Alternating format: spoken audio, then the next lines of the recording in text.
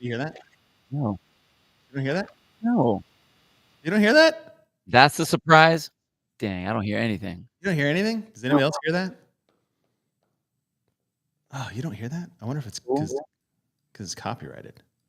Can you guys tell me if it's cool or not? Because I can't tell. Oh. No. That should not. It should be able to hear that. Can you guys hear anything? You guys hear any music? No? Okay. Dang it. I mean, hi, everybody. It was so good. I am determined that to get this to work. Well, I want to hear it now. Yeah. No, it's darn it. You really can't hear that? Okay, good. WZA can't hear it either. Okay. Yeah. All right. It's not just me. Yeah. Let me think. Yes, we were on the Glitton podcast last night. Dude. Fantastic. They're so fun to hang out with. They're so fun to hang out with. Guys, if you haven't followed and subscribed to their show, there you go. Yeah. Go follow and subscribe. They are so close to 1,000. If you guys ever started a YouTube channel, 1,000 is like, it's the number really where you can start monetizing your channel. But it's just like, it's one of those like milestone, man. It's a milestone and a half. So please, if you haven't followed them, go follow them. They have awesome conversations with every single kind of person. It's not a one size fits all kind of a deal. It's like anything goes, and it's really like it was awesome. Yeah. And last night's discussion was fantastic. I think one of the greatest things about their show, what they bring to just like our space, is, well, first, like, they're fans. So they have a very unique perspective. I think different than like what us and our locker room group kind of have. And they talk to people in the space, and it's not always about CrossFit stuff, which is really, I think, something that really the only other person that really does that is Sevon. Like, he'll talk to other people about stuff, not more non-CrossFitters about regular stuff, but they dive into, I mean, how many times do we start talking about kid stuff, dude? Parenting stuff. And even sometimes I'm like, listen, this is out of my depth. Like, I can't comment too much on that. But Colleen's in there. What's up, Colleen? Hey, what's up, Colleen? All right, let me see if I can get it here. Let's see.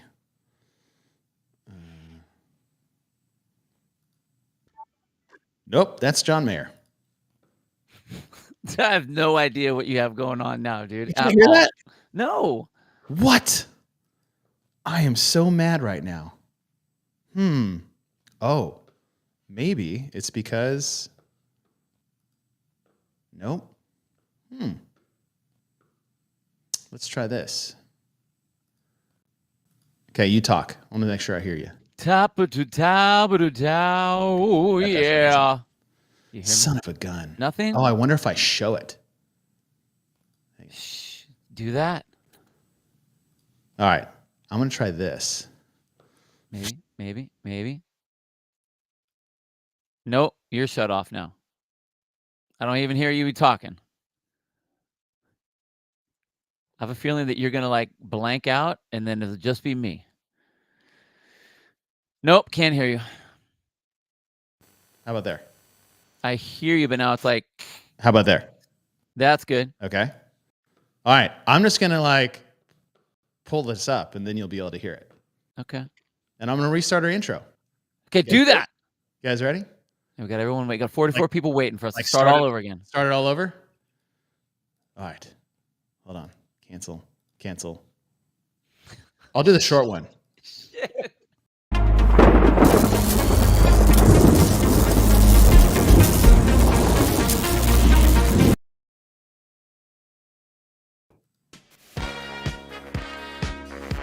Hear it?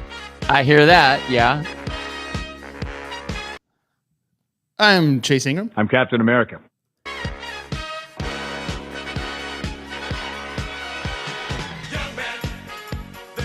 And I'm with Bill Grumler. Wolverine.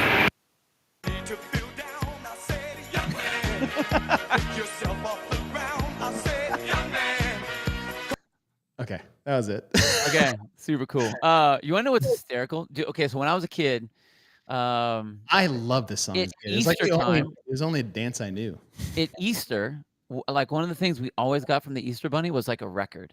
Oh. And there was a year, and I don't remember how little me and my brother were, but the Easter Bunny brought my brother the YMCA Village People album, Okay. and me the Macho Man Village People album, Yeah. which is hysterical. So like Macho my parents had no idea what was up with the Village People. All I know is that like Yeah. we'd watch the Jerry Lewis telethon, and we would be up at 3:00 in the morning so that we could watch the YMCA. Had no idea what the story was. Just thought it was cool. Yeah. I remember when like it all came out. They're like, "Oh no!" I'm like, "Oh, okay." I'm like, oh, that's why that motorcycle guy is wearing all that leather. But I like Indians, man. Like, why is the Indian in it? Like, I was so confused. I didn't get It's it. a very it was like the most represented group ever in history. It was like the first DEI right there, all right? No, that was just like nature taking its course. I thought it was great. I thought it was great. But yes, welcome everyone. Welcome to the show.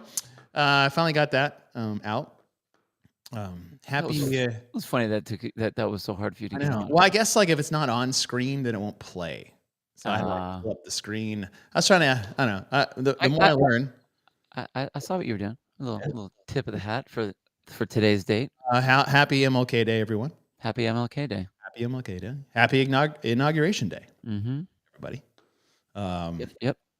Breaking news, Bill. I know that's what everybody's here for. I know that's what everybody's here for. For the first time, we're gonna tell you guys right now. For the first time since 2020, at the where's that place called? Aromas /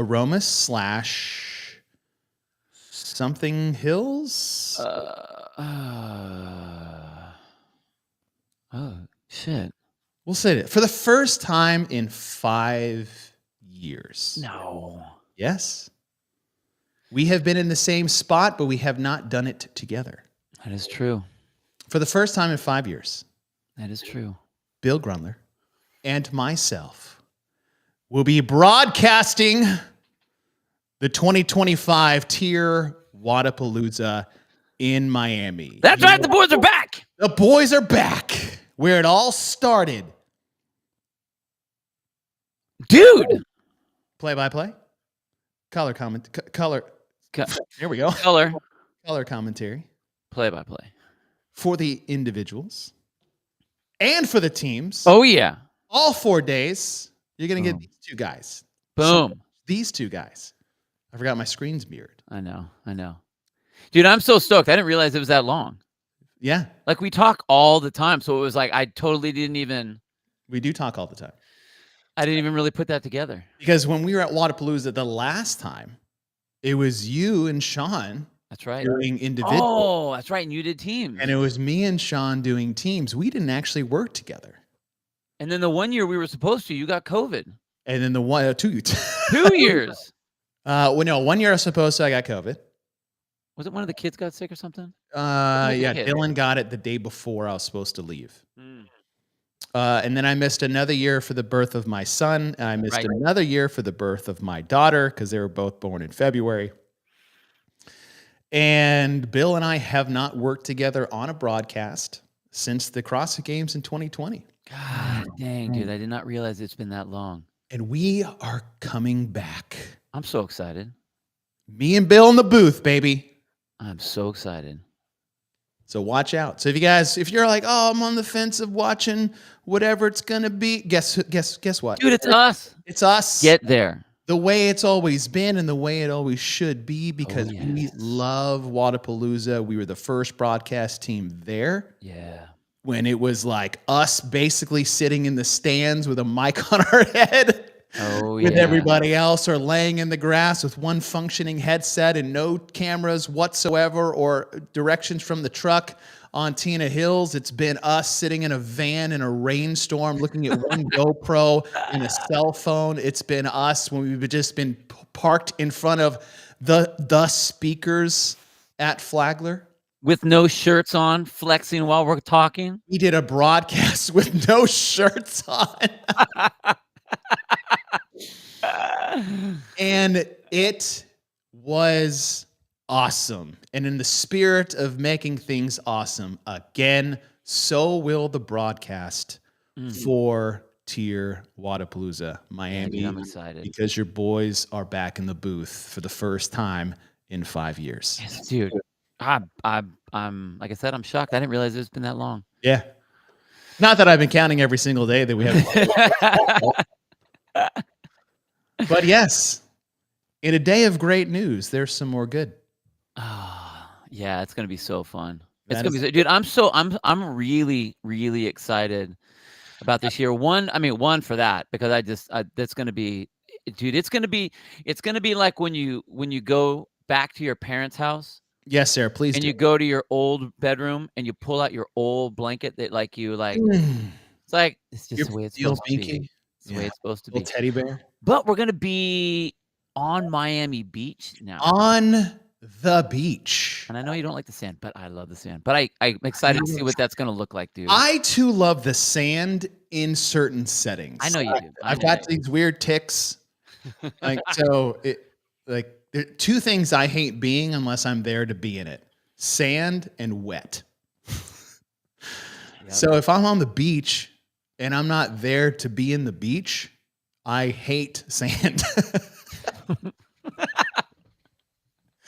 If one of my friends has like a sandbox and they invite our kids over, I'm like, you two do not go in that sandbox. I'm going to ruin all your fun for the rest of the day because I don't want to deal with everything that's going to get in every part of your body, whether it's in the grass, in the house, definitely in my car. And the other one is wet. And you're like, didn't you swim in college? Yes, I did swim in college. Here's how neurotic I was about being wet. If I was on the pool deck, not in a swimsuit, and I was clothed and I got splashed with water, my day was effectively ruined. Like, it's just... Dude, you're so funny. Like, I mean, maybe that's because of like where you are versus where I am. I mean, I was the lifeguard. I'm the surf guy. My feet are always sandy. That's fine, right? Know? That's fine. But it chases Bill's blanket. I'm Bill's blanket, and Bill is my blanket. We're just it's called a quilt. Probably be rooming together. We're a quilt. And we'll definitely be rooming together again. I'm almost certain of that because that's what we do there. Yeah, which will be fun too, dude. I can't wait to see, like, one. I always loved going there because it was generally. It would be warm because it's cold everywhere else and it'd be warm there. But like, I'm wondering, and I actually looked to see, I think it's supposed to rain on like Thursday or Friday, one of the days. Okay. And I really am anxious to see what that's going to look like.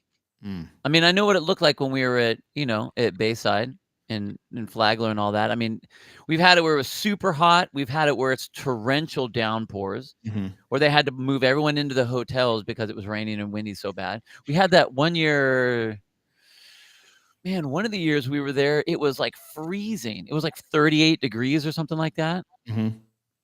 Oh, yeah, dude. Remember that? I think that was that was when we went and we were doing different. Oh, that's right. And I was individual your teams. Oh, yeah. Bro. It was so cold. Yeah. That was bad. Oh, that was rough. But it's moved. It used to be, it was at Bayside Park. Yeah. And now building off what they did in SoCal, like if you guys haven't looked at the stuff they've been putting out on their Instagram, is like it's on the beach. On the beach. Not like, oh, I live on the beach. It's like, no, it's on the beach. It's like it's gonna be wild. And there's one competition floor that's just straight sand with some lanes tacked down. I love that. There's a lifting floor. There's another just like major floor, like the seating that they're putting in looks great. So I'm excited, man. I'm excited. How many times have we gone there and never gone to South Beach? Like every time we go to Miami, it's like we're just in the area that we're in. I mean, there's like after party and stuff like that, but but never like down to the beach. No. I mean, I would hear everybody going to the beach. Yeah. But we've never made it there. I'm excited. I am too. I'm excited. So I'm pumped. I'm really pumped. Yeah. So that's the breaking news. Your boys are back in town. Mm. So we'll be there. I'll be there on Wednesday. Bill is leaving Wednesday and arriving technically on Thursday. I think I land on Wednesday, but by the time I get to the hotel, it'll be Thursday. By the time you get your bag, it'll be Thursday, which means I have to stay up for Bill. What time does that happen? Like 80% of the time? Yes. Yeah. Bill's travel woes. Right. Dude, don't.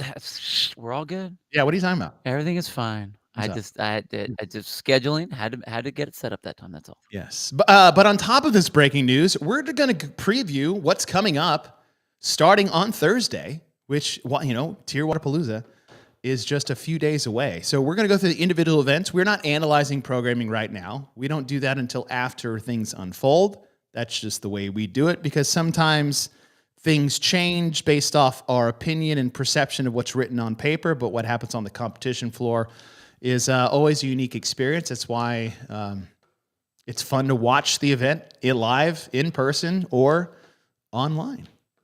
Shay, yes, we are commentating. That was the breaking news. Welcome to the show. Welcome to the show. For 97 of you guys watching, if you've not followed the Glinton Things podcast, please go do that. Just type it in. Glinton Things podcast. All right, let's pull it up. We'll start with the individuals. So we'll do here. I believe I've got these in order based off the website. 2 rounds, too many. 2 rounds for time, 50-40 cal bike, 1,000-meter run in the sand, 150 box step-ups or jump overs. The first round is done with a weight vest on. The second round is done without a weight vest. Mm-hmm. So seeing this right off the bat, not picking athletes. It was fun watching Hiller's picks when he went through these events. But when you look at this, what type of athlete should be able to do well in this particular event? Oh man, you got to look at your enduro athletes, right? I mean, it's all long. Who did using the games? Who did well at the long events, the endurance events, the Chad event? Like, I mean, all those things are kind of going to be wrapped up into this. So, yeah, I'm looking at my enduros on this one, men and women. The other one is size, right? It's like, do you have the size and endurance like James Sprague? Dude, because you're gonna be on a machine, right? You can handle more load if it's external and put on you than you can smaller athletes, just because it's just a percentage difference of your body weight relative to the weight you're using. Emily Rolfe jumps at the top of that list, and on top of that is with these step ups or jump overs. As far as minimal impact on the body, I believe step ups would probably be the way to go. Maybe box jump overs, if it's faster, you save for potentially that second round. But Sprague, didn't he win, Chad? Yeah. At the games this year, and Emily Rolfe was top 3? Yeah, totally. Well, I mean, that's what we talk about. You talk about the power output on the bike. I mean, the run's the run. You know what I mean? But and then your step up, the taller you are, the less damage that's going to be. And I do think you're right. So those are going to be advantages, but I do think you're right. It's going to all come down to that last 150 jumps, and you're not weighted anymore. And I can see people building into stepping in the beginning. And then when you get down to the race, like the last 50, I want to see the jumping race. Yeah, I like that. Because I just think everyone figure that first round's a buy-in, right? Yes. So there you go. First round, you can screw up the second round. Dude, totally. It's like, I'm winning. I'm like, all right, enjoy your bike. Right. Enjoy your bike. I'll be curious to see what athletes do. With these events have been announced with enough time. Yeah.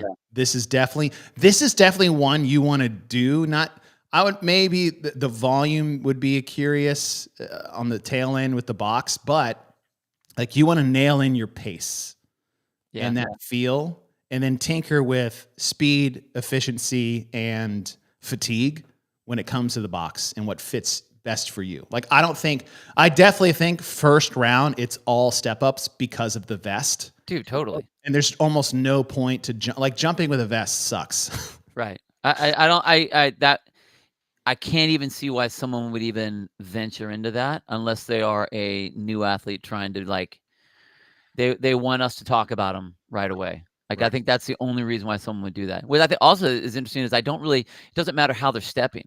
Right. So whether they're forwards or to the side or whatever, I think that will be the interesting thing to see the strategy on that, how people are stepping up, Yeah. how they maneuver their body around it, Yeah. to conserve that energy. I don't think they're stepping up in the sand. I believe the boxes will be on some type of solid surface. That would be interesting. Maybe they are. I don't know. All right, event 2 for the individuals. Individuals will be Thursday, Friday in Miami. It'll be the teams that go on Saturday, Sunday. Ocean Drive drag race. So this will be done on the sand competition floor. It'll start with 21 18 cals on the rower, 21 toes to bar, and then they will drag a sled in the sand at a light weight. They'll take a minute rest. The second round will be 18 18, sled drag with a heavier weight, forced minute rest, and then 15 15 sled drag with the heaviest weight they have, and then that will be your time. With these rep schemes, it's like, oh, this is so easy. Like, yep. So Totally. guess what? It's called drag race for a reason. Yeah. And when you start drag racing toes to bar, into a cow row, into a sled drag in the sand, execution is going to be at a premium because no one's really going to separate themselves. I do like that the row is first because it's not a buy-in in this type of setting. Right? It's not with the calories that low. Like you're forced to go fast because in every one of these rounds, it is all out. And that's with that 1 minute rest in there also, it's forcing you to go fast because you have a rest, and it allows for just a little bit of recuperation to get into that next one and have to go all out again. So you're right that the row first, the way it's set up, it's doing exactly what you want it to do, which is everyone has to go. You got to go. Right. You have to go. Yes. And the other thing is this, I think that's really interesting is I think for some people, they'll look at this and think, okay, well, I need to save a little bit for the last sled, but you can bank time here to get ahead of the field for that last sled, which I think is going to be an interesting play for everybody. This is with the sled drag in the sand and the row, right? The row is a premium if you have the ability to push that, as well as your ability to navigate that sled in sand. I still think this screams bigger bodies, more power output focus, because this isn't necessarily, I mean, yes, it's an anaerobic blast, but it's not an aerobic deficiency that we're going to see on here like we did in the first one, right? The first one's totally different. Right. So to come back and do this interval-based anaerobic blast, I think is a good back-to-back to have. A surprising one. What do you mean? I'm looking at some of the men. Luke Parker. Oh, wow. Really? I say surprising. I don't want to pick obvious, but I'd keep an eye on Luke Parker. Just to see. And Yola Kai, right? Power output. Like you could say Gi, but like what? That's all Gi is. This is just power output. Yeah, but wouldn't you see that more? Dude? Wouldn't you see? I mean, he is a bigger guy for sure, but wouldn't you see, like, with the calories on the row? I'm just saying, like, I'm not going to say James Sprague, Ricky Garrard, and Pat Vellner for every event. No. I hear you. I hear you. Okay, all right. I see what you're doing, guys. Right? I see what you're doing. I'm not picking you to win. I'm just saying, hey, keep an eye on. You want to know what I think is going to be interesting is everyone will be looking at the power output, but you're going to have a smart athlete that can maneuver on the fly, because just like we saw in the semis on the sled drag, where a lot of athletes were, if it didn't just easily slide across the floor, it blew their mind. Yeah. Dragging in the sand is going to do that to people. Yes. There will be people that if they are not aware of the angle that they're pulling that sled, that it is going to mess with their head and they'll blow up right then, because you don't have a lot of time to really adjust because everyone's moving fast. So I think that's what we're going to see. I can't wait to see that part. Yeah. I think it's going to be interesting. Yeah. I'll be curious on the women's side. Domit, she's a bigger, stronger athlete. She likes toes to bar. Kringle, I mean, she's one of the taller ones in the field. Okay, you ready for a wild card one? Sure. Andrea Pinheiro. She's in the field, so I have to say something. You don't have to say anything. I don't, but I hear, I get it. Right? I mean, if you're looking at purely on paper, I mean, this is an nothing event here that is she could do well. outskilling No, her there's movement no patterns. skill. It's not a skill thing. You know, she's taller, she's strong, she's powerful. Yeah. She's not going to be blown by, you know, a long endurance type event. I mean, this is, I could see that. Yeah. Dude, there's a chick here, Astrid Peterson, is listed as 5'11". Yeah. 5'11", 165 from Denmark. Yeah, see that would be a machine to move through these for sure. Right? The row and the drag for sure. Like it's how well you can handle high intensity on the rower. No, zero people are going to have a problem with toes to bar. No. And there'd be very little separation, even with size on the toes to bar, relative to that separation that can happen on the row. And what's great about the row is that it's cals and not meters. Yeah. Because you can get way more separation there. So if you are big, strong, and powerful, you are going faster and not even working as hard as those trying to keep pace with you. So you're already at a massive advantage, let alone the advantage you're going to have on the sled if all your fitness boxes are checked. Well, and then, you know, depending what, if you're talking about the height, that angle is going to change. And I don't know what the length of the strap is, but that angle is going to change. I said, is when you're dragging through the sand. I mean, I've done events where we've had things you have to drag in the sand, and it is, the second it goes down or it is like flat, or you build up any sort of like sand pillow in front of that, you're screwed. Like the weight you have on there is not the weight you're pulling anymore. So the taller athletes, if they can keep that angle, that's going to be a huge advantage too. All right. Last event on day number 1. High stakes, tight ropes. I think this is the order based off the schedule on their website. 75 heavy double unders, 90-foot handstand walk, 21 wall-facing handstand push-ups. And then for each arm, they're going to do 12 dumbbell snatches and then 12 lunges, 12 meters. 6 and 4 legless rope climbs, and then 12 and 12 again on each. So basically, you're working your way back. Up and down chipper. Up and down chipper. A lot of gymnastics in here. The dumbbells, I see this just as interference for the main course, which is the second set of 21 wall-facing handstand push-ups. These legless rope climbs in the middle. Yeah, again, like the first half of this pyramid on your way up is buy-in to the ropes, and then that's where the race kind of starts. And if you're not a good rope climber, you're going to have to kind of hedge against that a little bit. If you're a good rope climber, that's where you're going to be able to get some separation. But dude, there's just so much shoulders in this. Yeah. Shoulders on the jump rope, shoulders on the handstand walk, shoulders on the handstand push-ups. I mean, cool, you get a little bit of break on the rope climb. But I mean, whoever has the shoulder capacity on this one, champ. Yeah. And that second set of the 21 wall-facing handstand push-ups, right? That's gonna be. I mean, that right there is the piece. Yeah, I mean, the only legs in here are the 12 meters of dumbbell overhead lunging. Right. And like, I don't even see that as the issue. I see that as like, okay, we're supporting. Like you did shoulders, support overhead. You know? So it's like you're trying to burn out that support as much as possible, and then be able to have, you know, strict handstand push-ups in an awkward position with that the wall facing handstand push-ups. Yeah, I again, the second half is going to be a good race. Yeah, your gymnasts are going to get theirs finally. Oh, dude, totally. And if you look at, you had the more endurance one to start things off, or the endurance one, not more endurance. Clearly, it's an endurance test. Then you have anaerobic power output in the second one, intervaled.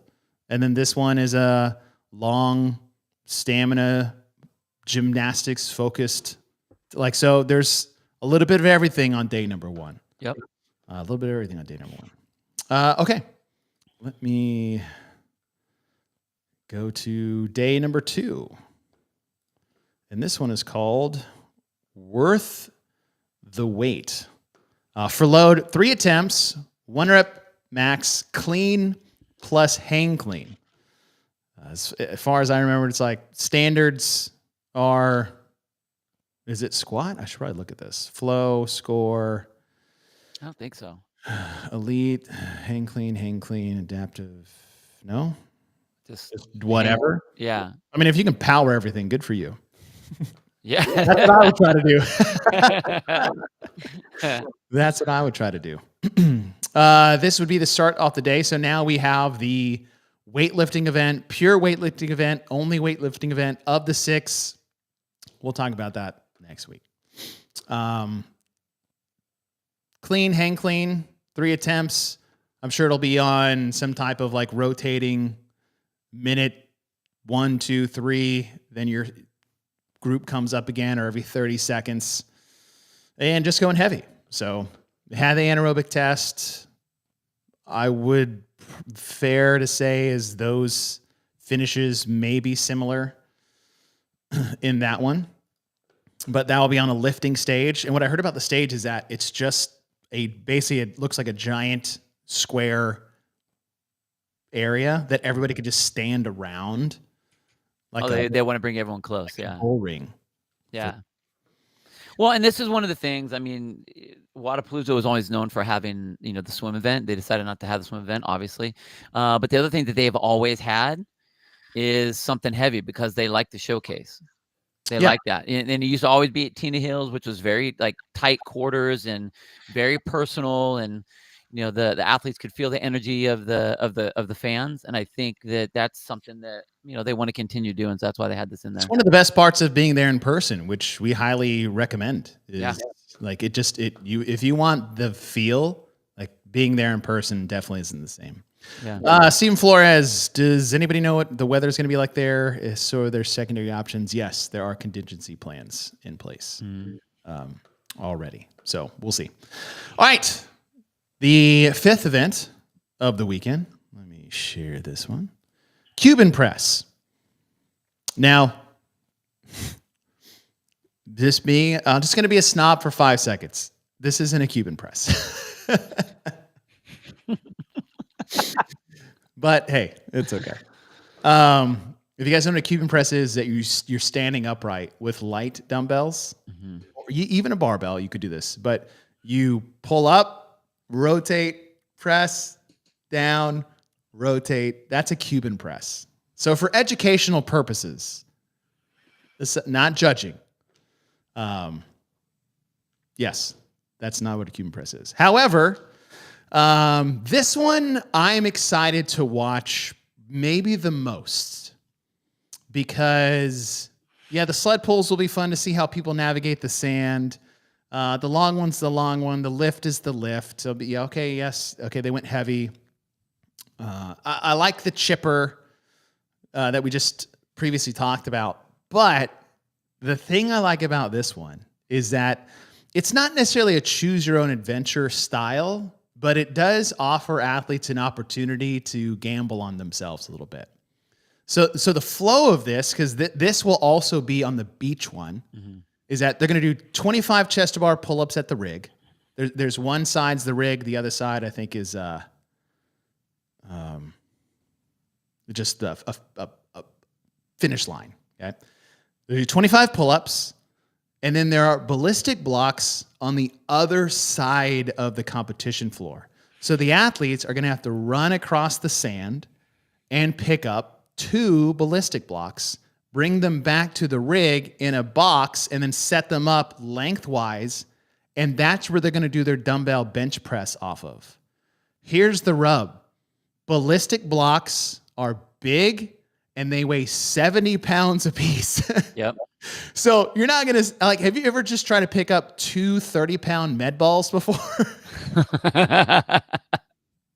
You got one and you're like, oh no, how do I do this one? So you could save yourself time because, and you have to bring the dumbbells too, I believe. I think it's all on the other side. Right. So not only do you have to get your dumbbells, you have to get both blocks and you have to go back and forth. When you're done, you have to put them back. So you finish your 40 dumbbell bench, you got to put your dumbbells back over there. You got to carry both ballistic blocks back over there and then run to the end where, look, 25 chest to bar pull-ups isn't going to be a problem for people. What's going to be a problem for people is getting all their stuff back on the other floor without screwing up because they know that if they don't get there in time, that they're SOL. I'm excited about it. And I always like a little push-pull in there. No, whether they have to go down and do, bring the equipment back and forth or whatever. This is an event that, like, when I saw this one, I'm like, oh, I want to do that one, because this is like bro sesh setup. Yes. You're pulling, you're doing some burpees, like whatever. Okay, there's your cardio part, and then you're doing like dumbbell bench press. Like, okay, cool. And they've actually brought the dumbbell bench press in a handful of times now. So like I like that they've been using like a final. Yeah. 2 years ago? Yeah. So I like that they have been playing with it and they see actually what it does. I mean, the first time they brought it in, we saw some athletes that just, completely caved on the dumbbell bench press because they haven't done that. Yeah. So I like that it's in there. Is your OCD tripping on the 50 or the 40? I really wish it was 50. I know. I knew that you did. I do too, honestly, because it would make that element, that point of the pyramid here, even that much more important, because everyone's going to be able to do a decent number of reps on that. But it's like with 50, it's forcing you to think, okay, well, how many should I do? How many should I break this up in? Yeah, because you're not going to do 50 unbroken. No. You know what I mean? So I think that's the thing. 40, it almost kind of leads you to it, but I still think that, like, you're gonna be like, all right, do I go 15 or do I do 20 or where do I want to play with that? So I think that'll be really interesting. But you're right. The 70s and 50s. Yeah, they're heavy. I was playing with it the other day, and I was doing 75s. Oh, I didn't have any 7, but I was doing 75s, and I was doing sets of 12. Okay. And and again, I'm not in any sort of training, anything. So I think that these athletes will be able to do 15, but it's like, okay, even if you go and bite off a set of 20, right? What's your next set, or how long do you have to wait to get into the next one? So I think it's going to be fun to watch. But I think that distraction of, okay, do I bring both blocks? Do I do one block and one dumbbell? How do I set that up? Yeah. And I think it's going to be really interesting to see what the athletes do watching heats before them to evaluate. Oh, okay, that worked. Oh, okay, that didn't work. And then how they're going to execute that on their heat. Yeah. Because, like, if you can take one less trip out on both ends, right? Like, that is a massive bonus. And there was a meme that was out that I was talking about CrossFitters, and it was a guy trying to get his groceries from his car into his house. Yeah. Where, like, you load up all the bags, like, hanging down your arm. Because I'm one of those guys. I will do everything in my power to make it one trip. One trip. Yep. That's like a man card thing. Right. I know. Like, even if I'm by myself, as if, like, if I walk into the house in my wife sitting there, I'm like, hey, one trip. Like, that's going to just make her swoon to me. But just for me. And if I don't do it and I have that, like, one thing of bottled water there and I can't get it, I feel so defeated. Yeah. I feel so. Yeah. I'm like, I'm always thinking efficiency with that.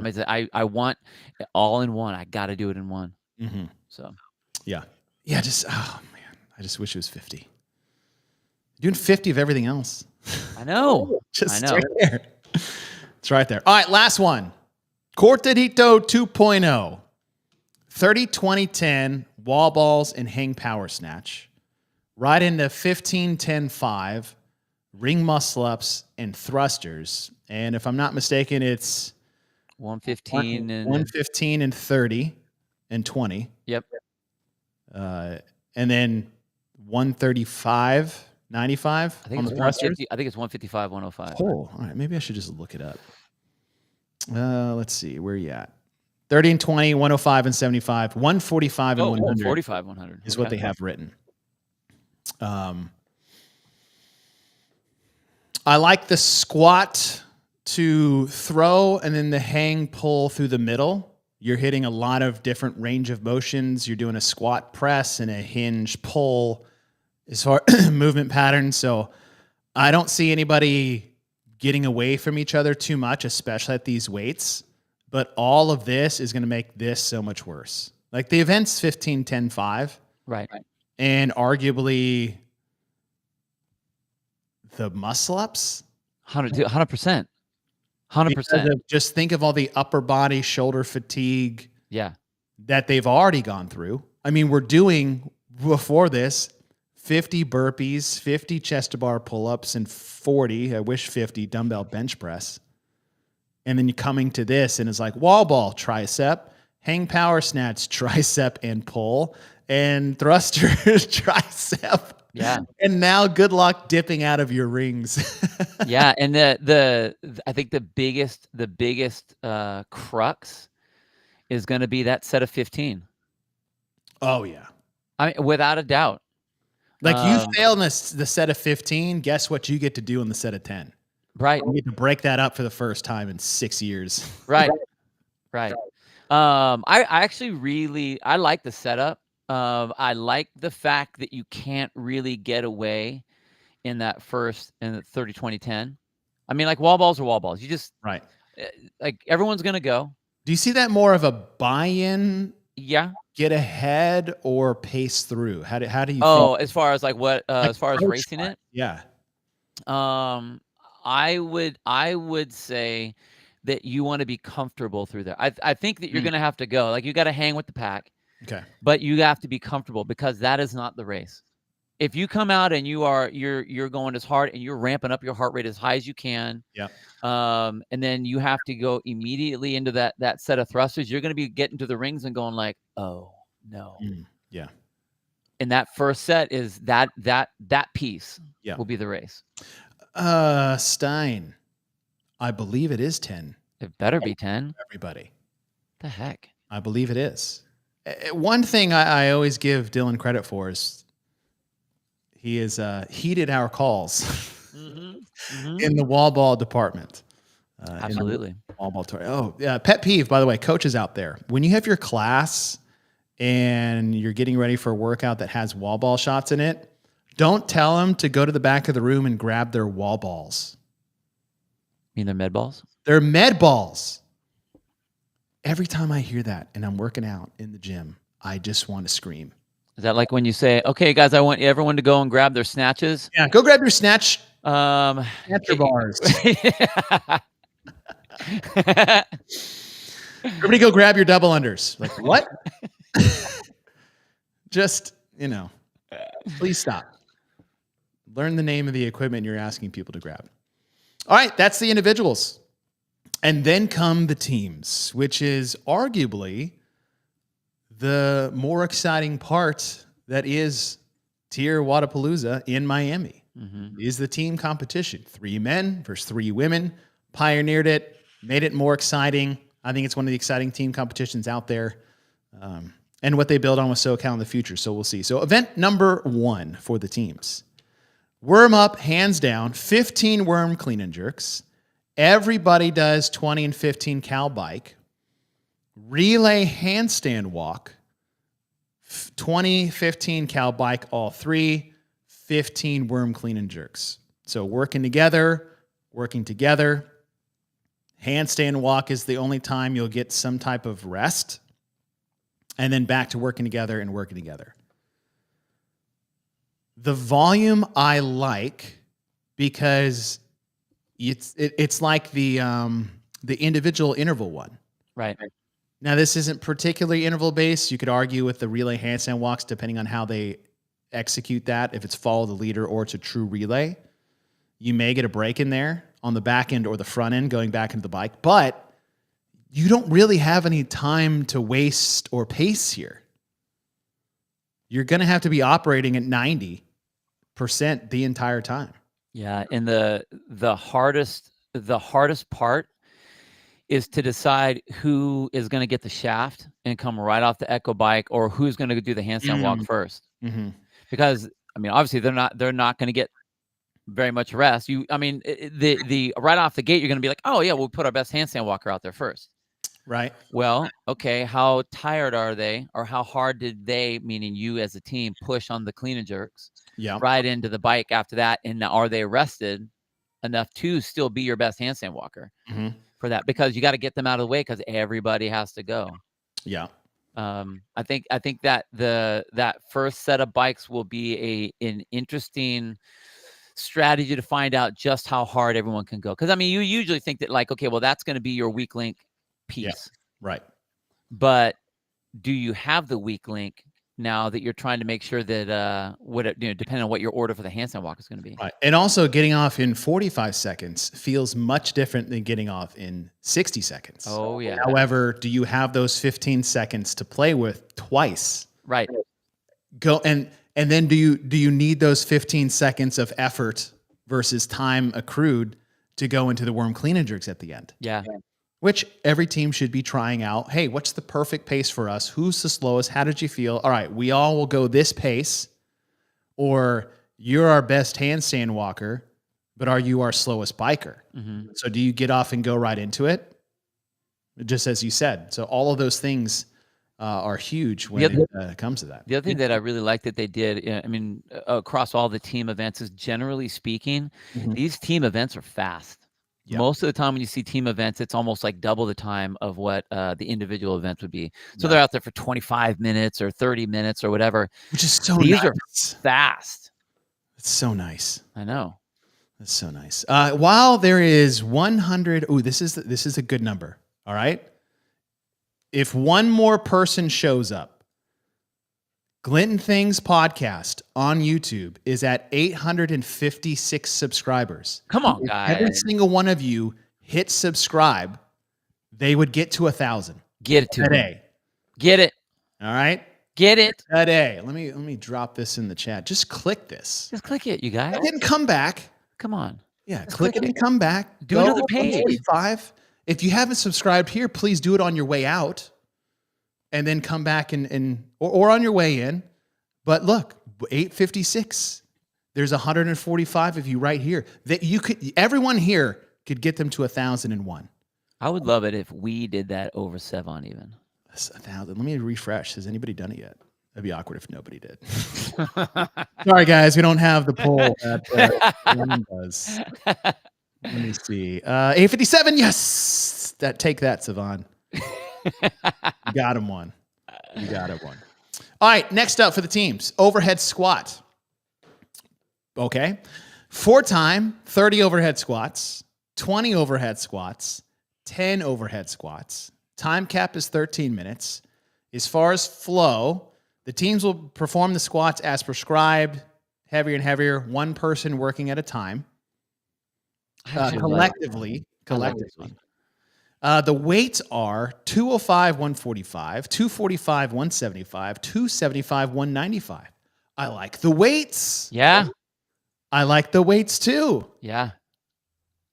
So, and what I like here is it's interesting to test teams. They did the Miami complex a couple years ago. They've done complexes with teams, and it's usually like, you go, and it's a small ladder, and it's just like massive intensity. What I like here is that it's heavy, high volume at these weights, under fatigue, but it is just the strategy that they're allowing these teams to operate with is really nice. And I know, dude, that's something that you have always talked about, is set up your race and let the team strategize their best advantage. And I think that this is so simply written.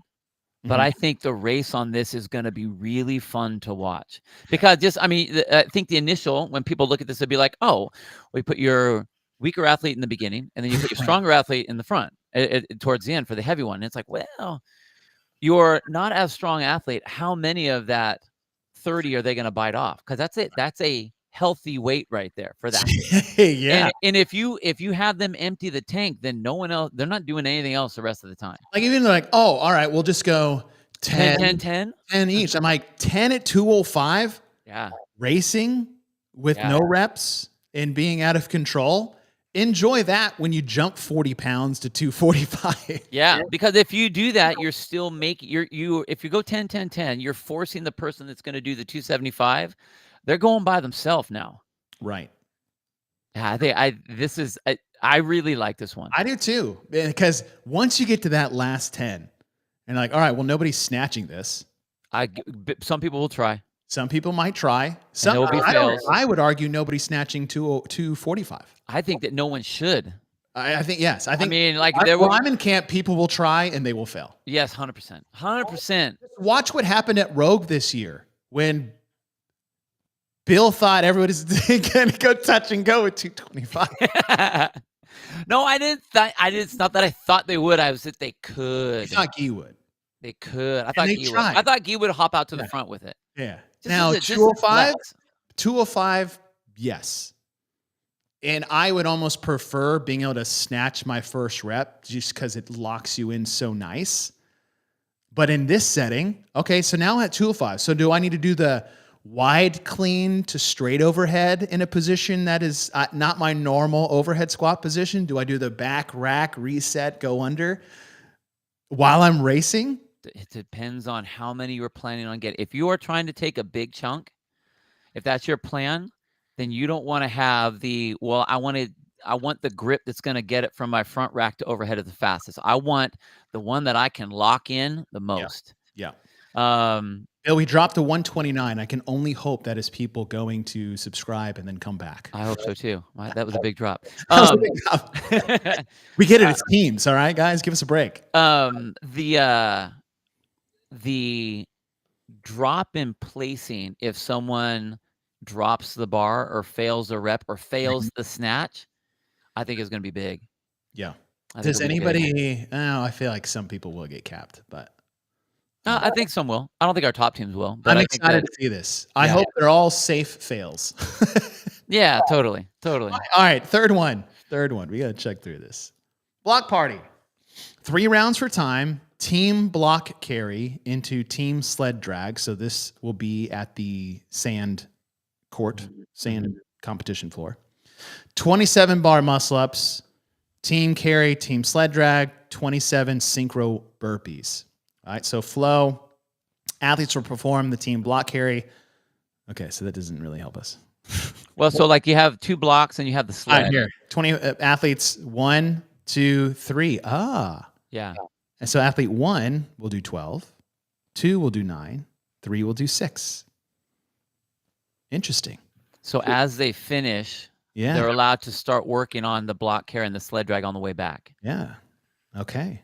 How do you like the designation here? I think that's too small of a number personally. Yeah. I mean, we're talking elite level athletes, right? I mean, it's the thing with teams and programming for you guys watching and those listening that want to program teams. The less guardrails, the better. Mm-hmm. Right, as far as like who can do what and who should do what, and you have to do this. Unless this was counterbalanced with something else, right? Like, so it was 27 bar muscle ups, but then 27 deadlifts at 365. And then athlete 3 had to do 12, not 2, right? The opposite. Yeah. Right. It's like, oh crap. What do we do? Right? Yeah. At these rep schemes for these athletes, it's irrelevant. Right. This is a bit more impactful. If this was like 20, 15, 10, be different. So if you counterbalance it with an opposite and the same person can't do the same thing except for that middle one, would be an option. Yeah. Oh, let's see. Oh, I missed day 2 schedule. That's Saturday. Going into Sunday.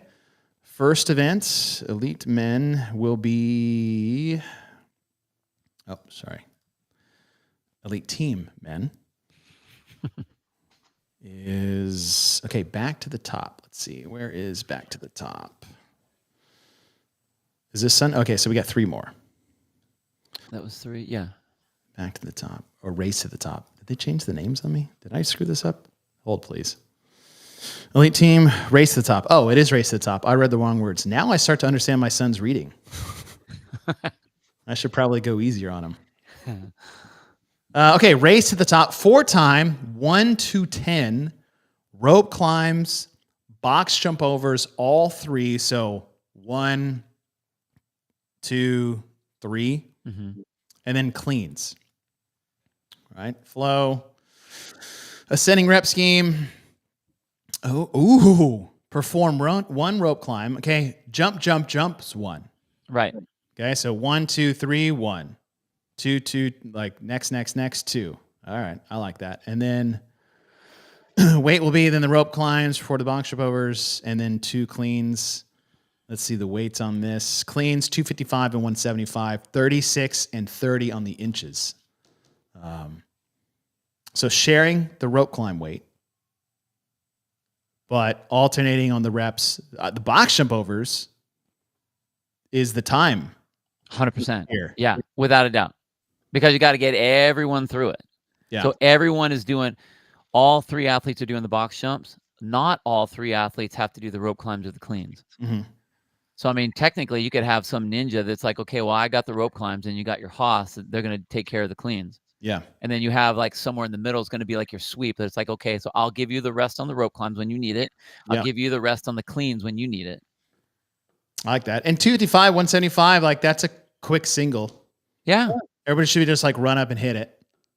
Yeah. These athletes.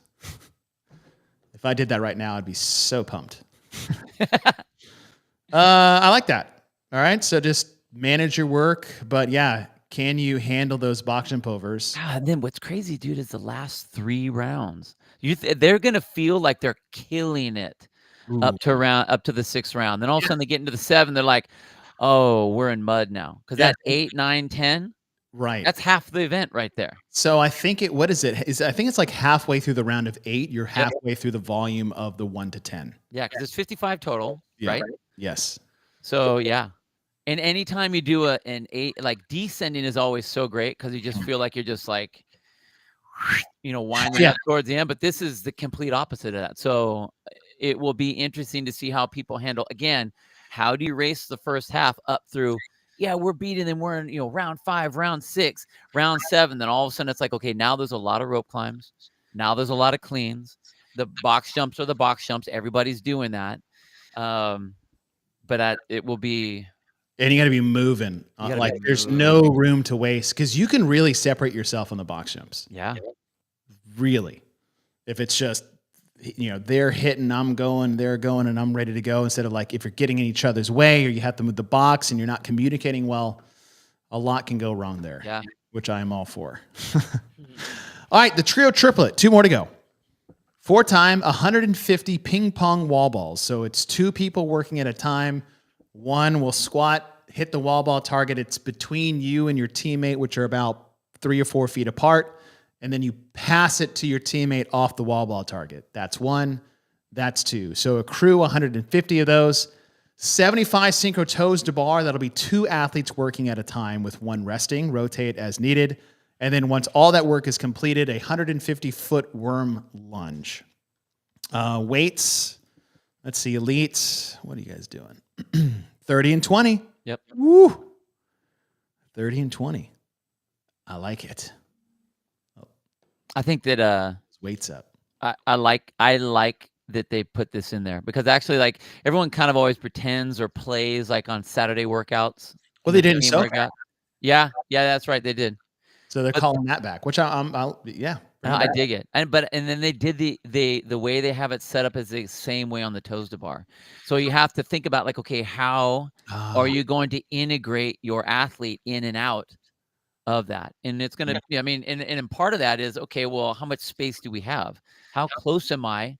Can I just slot in? Am I that close? Yeah. On the exchange, or does it mean that like if we're going to make a switch, the ball has to basically come down because someone has to come and tag my hand and I got to run in or whatever. Mm-hmm. So navigating that, like that ball should never, ideally, stop moving. Ideally, totally. All you're doing is 50. Right. I could do 50. And not 50 at a time.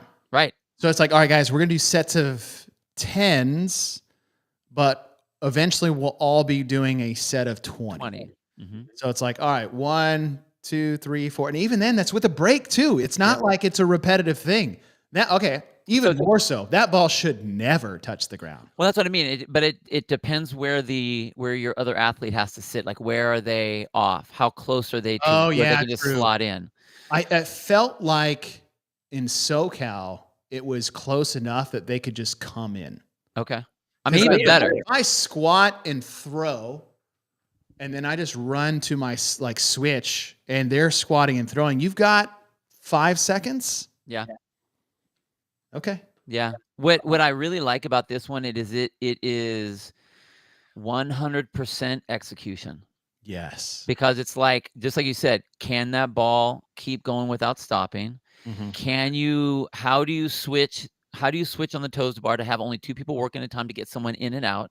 And then they made a big deal on the worm lunge that if there's a no rep anywhere, like you don't stand up all the way, something doesn't touch, whatever, you need to drop the worm and then pick up the worm again to start. Which I love. Yeah. So this whole piece is execution, and it's going to be very interesting to see. I think this is when it's really important. This is where you see the difference between individual athletes and team athletes. Yeah. Because individuals want to go. Yeah. Good teams versus good individuals. Yeah. And I think that we'll see some epic fails. No hero ball in this one. Nope.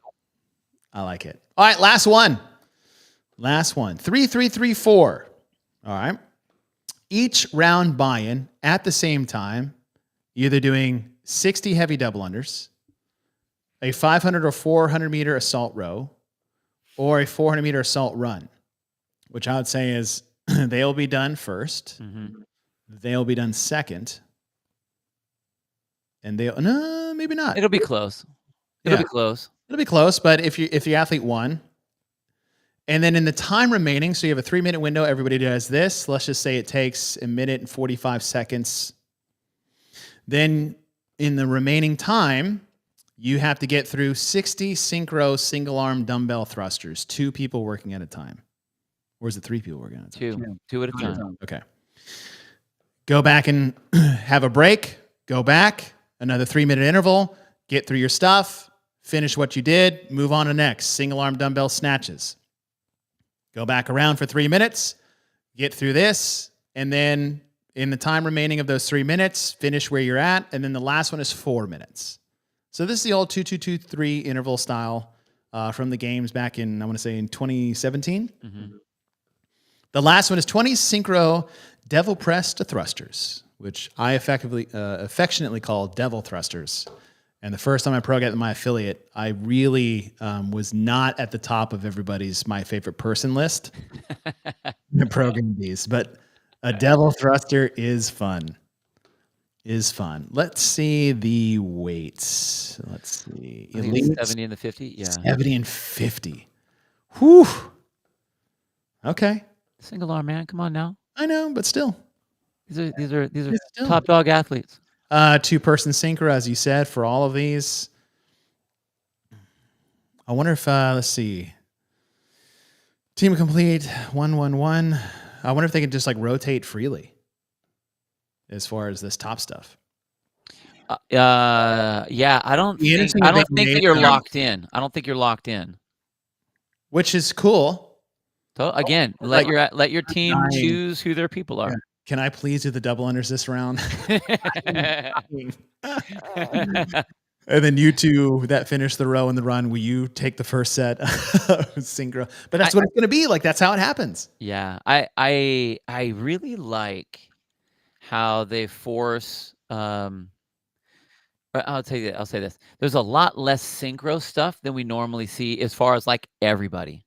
Yeah. Like there's 2 here. So again, you're trying to figure, you have to strategize how many reps are they going to do. You can very easily, bite off like, okay, we're going to do sets of whatever, 10 or 7 or whatever the number is.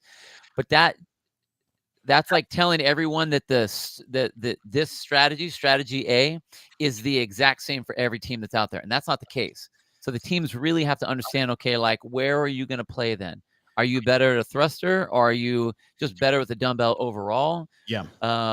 Do we need to rest you so you can do a big chunk of all the dumbbell work? So we'll put you on whatever, the jump rope or the, whatever you're going to be, is going to save you as much as possible. Right. I think that's going to be really interesting to see. And we've seen that a lot, two at a time working. Yep.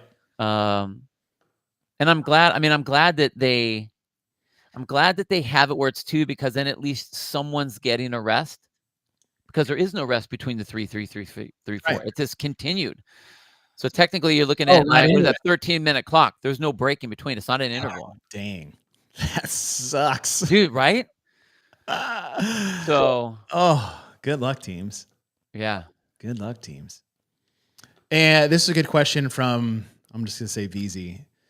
TYR Wodapalooza is not a qualifier event, correct? It is not. Yep. And here's the thing that I like about that is that TYR fames itself on being a fitness festival, right? It's like fitness, family, and fun or something. I think those are the 3 F's that they live by. And so a lot of times when, say, critiquing the programming when it comes to that is like, off the top of my head, I couldn't tell you how balanced everything is and the movement patterns. Some things jump off the handles, but it's like, doesn't matter. They're not trying to claim the fittest person there. They've got prize money, so I would say you should have some semblance of decent, balanced programming if you're going to give out that much money to some people for the individuals and the teams. But for those watching in person, it's like some of these are going to be a lot of fun to just watch people get after it and watch teams get after it. So have fun. Yeah, they want it to be a spectacle. Yeah. They're not worried about watching it. And I think that's really important with especially team competition, as you said earlier, is like they usually are so long and complicated, especially the CrossFit games. Yeah. And like, I don't even know what I'm watching. And here it's like short, intense, a lot of strategic opportunities and things that can go right and things that can go wrong. And how do you adapt and to bring attention to that? And Bill and I will do the best job we can of like seeing these things happen in real time and just living in the moment with you guys. So if you guys weren't here at the top of the show, Bill and I will be broadcasting TYR Wodapalooza Miami. Oh, we're back up to 140 people. Back up to 140. Okay. I took the thing down. We'll do it one more time. To our lady friends over, that was kind of weird. Friends who are ladies. Ooh, plus 10. Boom. All right, plus 10. We do that 10 more times. We'll get there, guys. But if you guys haven't followed the Glitton Things podcast, please do. They're on YouTube. Follow the link. All right. We're trying to get them to 1,000. I know Savon Podcast did it. You'll probably see a lot more people supporting each other in the space when it comes to that. But 1,000 is a major milestone. They put in a lot of work. They're awesome people. One day I hope to see them in person, which I heard they're much taller in person than you would expect. By far. Kind of the opposite of every other CrossFit person I've ever met. I was really happy. I was really happy when they go, "Wow, you're way taller than we thought you'd be." Nice. I'm like, thank God, because you guys are like absolutely towering over me. You're like, so okay. I mean, all of a sudden, I went from being my 6-foot self and feeling like 5'6". Yeah, you're like, damn it. I'm not Sevon. Come on already. Yeah. I'm not sitting here like hugging your hips. All right. I can give you a proper chest to chest hug. Like most normal people. So, guys, we hope you guys go support them. Han, what I miss? Just go subscribe to awesomeness. Go subscribe. They're at 864. They got to get to 1,000. They just got 10 more during the show. If you guys are rolling with us and you haven't subscribed yet, please do. Every little subscriber goes a long way, and it helps us do more of this. We would do it anyways, even if we had 5 people, because we did when we had 5 people, and we just kept doing it because we love to do it. So Bill and I are super pumped. We will be traveling on Wednesday, so this will be the last podcast we have for the week, unless we jump on some other shows during our time in Miami. Oh, man, I should have led with this. There is a very high probability that CrossFit Jeopardy is coming back this week. Oh, yeah. In Miami. Oh, yeah. Live on the podcast stage. Boom. A TYR Wodapalooza special edition of CrossFit Jeopardy. We're building it now. Our man Barkley is awaiting instructions on how we're going to do that. But I got to hit up Wex, Make sure we can get all the bells and whistles and visuals like we want to be and have it as fun as we can. But if you want to watch it, you're going to have to be in Miami. Oh, man. Yeah, sorry. All right. So CrossFit Jeopardy, that is way too much work for me to do. On a Friday is the goal there, to where we will do our best to bring it back to life for a special edition of TYR Wodapalooza. So we will see you guys Thursday on the YouTubes. Thank you to Dylan for entrusting Bill and I to bring your competition to life, bring it to the people. Wodapalooza has always had a special place in our heart, and we certainly are thankful to be back again. Happy MLK Day. Happy Inauguration Day. We are on the path to good and better things. You guys have a great time, and we'll see you on Thursday.